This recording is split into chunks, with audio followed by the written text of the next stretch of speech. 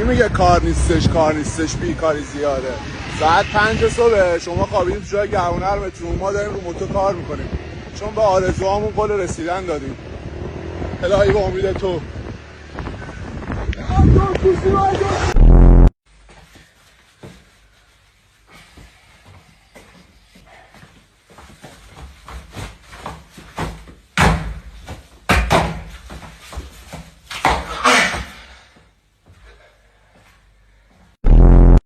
آقا ببخش جانم. چه موزیکی دارید میشونید؟ موزیک نیستش، خوابم برده. یادم رفته دوست دخترم شب بخیر بگم. بله 3 ساعت و 40 دقیقش مونده. خیلی ممنونم. قربونت. حسین داداش تو دوست دخترت بهت احترام میذاره خیلی.